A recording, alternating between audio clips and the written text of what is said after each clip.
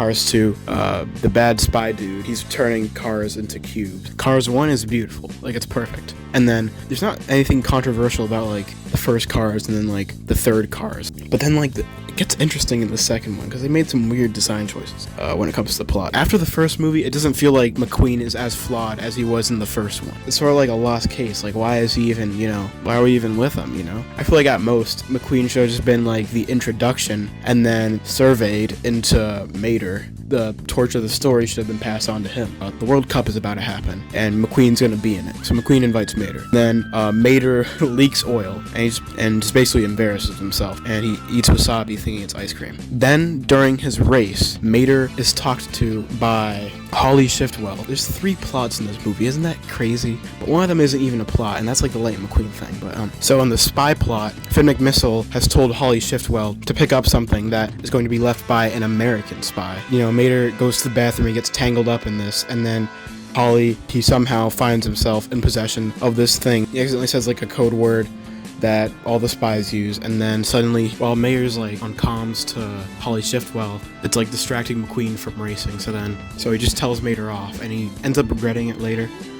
And then I guess after that point, that would be the last you would see of McQueen if we just like sort of cut out all the McQueen stuff. And this would probably like reduce Franchesco to like a little cameo at the beginning, like just taunting McQueen at the start, not to the extent as it was in the final cut. Like he has like the whole bumper sticker thing. Also, Mater thinks that Holly is his girlfriend. And the reason that the spies are important is because they're trying to stop the villain, the guy who owns Alanol, which is like this organic fuel company that sponsored the Grand Prix. In hindsight, they really did need Mater, who was just like knowledgeable on things that Holly and Finn just weren't knowledgeable about. He put so many things together that they could have just never done. And in the end, he was the one who cracked the case and saved the Queen of England. So the problem is that there's like a second plot with McQueen that really doesn't go anywhere. And like in the end, Francesco's just like shocked, but nothing happens to him. It doesn't really pay off. I mean, McQueen wins, but it doesn't pay off in a satisfying way. Every character in this movie basically has a purpose except for like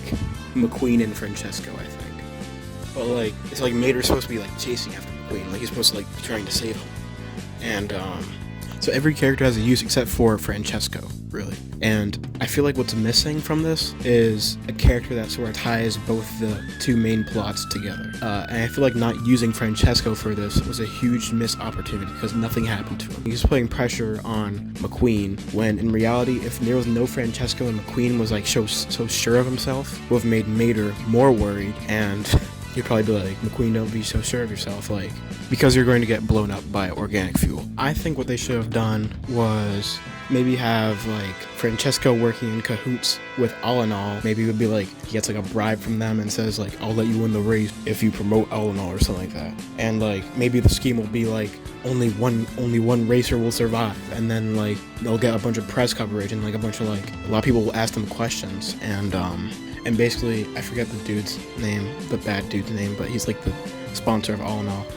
Basically he pays Franchesco to say that Alanol is safe and yada yada blah blah blah, and just pays him to say like good things. Probably he bribes him to maybe be quiet about things. But I have another idea which is better, and it's where, what if on the spy side of things they built up like they like mentioned this one character as like he's the fastest spy to ever live, he used to be a race car or something, and then near the end Francesco like turns off a cloaking device, and then it's like the fast spy guy, call him like the sneaky speedster or something like that, something cooler than that, and then that would tie everything together. The only 2 things that make Francesco a threat really is that 1, he flirts with McQueen's girl, and then 2, the Grand Prix, of course. Mater does the thing that he does in the original where he just drives onto the track, and then he goes on there with McQueen, and then he starts warning McQueen about Franchesco or whatever, or like about the bombs or whatever.